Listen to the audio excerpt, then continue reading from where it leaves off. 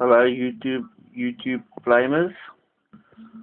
I've given my tank building and painting a bit of a break for a moment. Doing a bit of electrical work for my brother, but something arrived in the post today, the stuff I bought on eBay. 4 artillery bases and a mortar pit base. 3 small bases and 8 medium bases. 3 medium bases. A US Para gun team.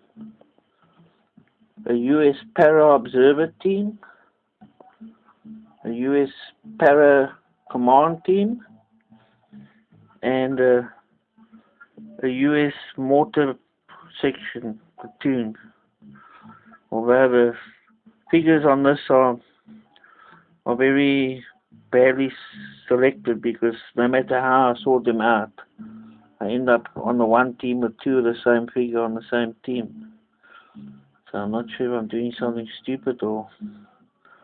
And there's 4 radio operators, so I mean, if you use 2 for the observers, there's still 2 radio operators, and where do they go to?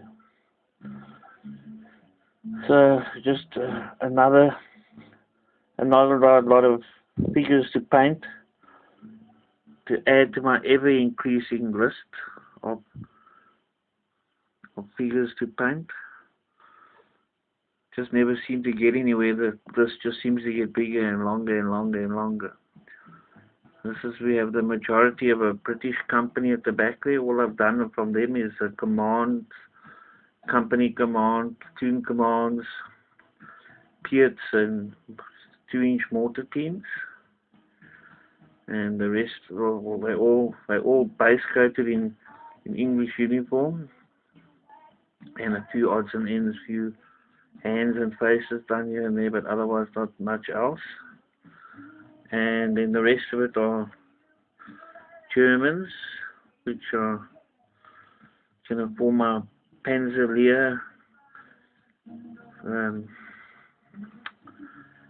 Grenadier, Grenadier Army, Panzer Army support, whatever I choose to use them for.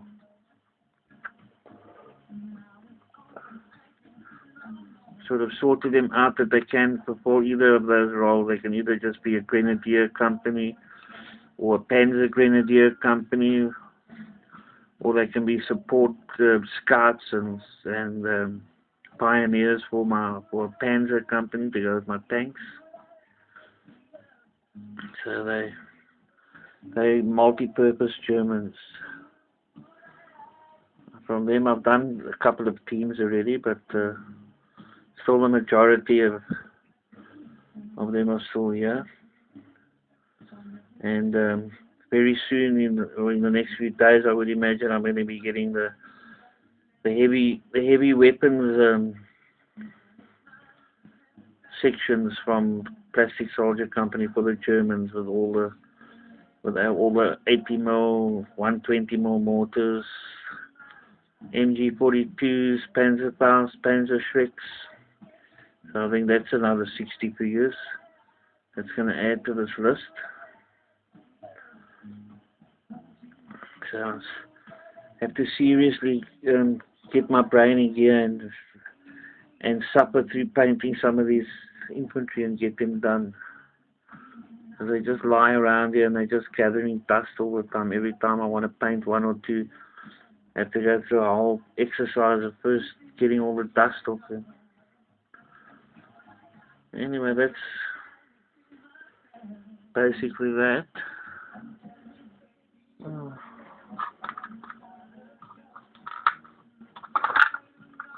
I just wanted...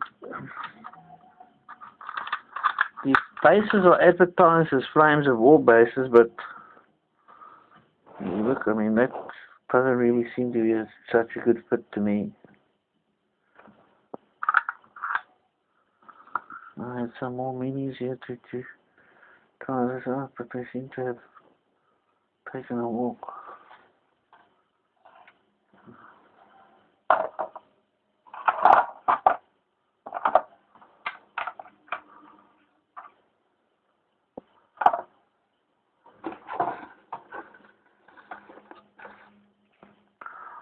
So you can see none of these bases really cater for Flames of War miniatures.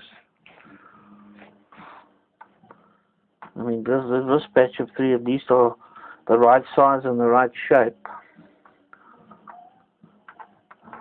These others, I don't know what they're for, but I mean, if you're going to put Flames of War minis on these bases, you may as well have just used normal bases, because of the amount of building up you're going to have to do. So I don't know what they were originally made for. And all that repairing you're going to have to do.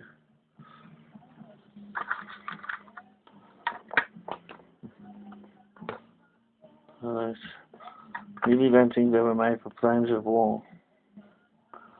So what I'll do is I think I'll just take this set and this set and stick them back on eBay and sell them. These are very nice. These are Treverian mortar. These mortar, I'll have to make a mold and make a few copies so I can get four of these mortar pit bases for my mortar crew there. I think I'll make some molds of all of them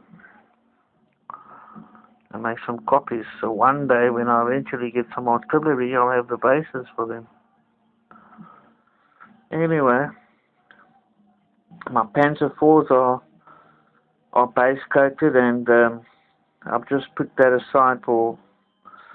I've just taken a sort of break from painting tanks, because I've been asked to do some work for my brother, so I've been working out electrical drawings and things the whole day, but this arrived, so I just had to have a look and see.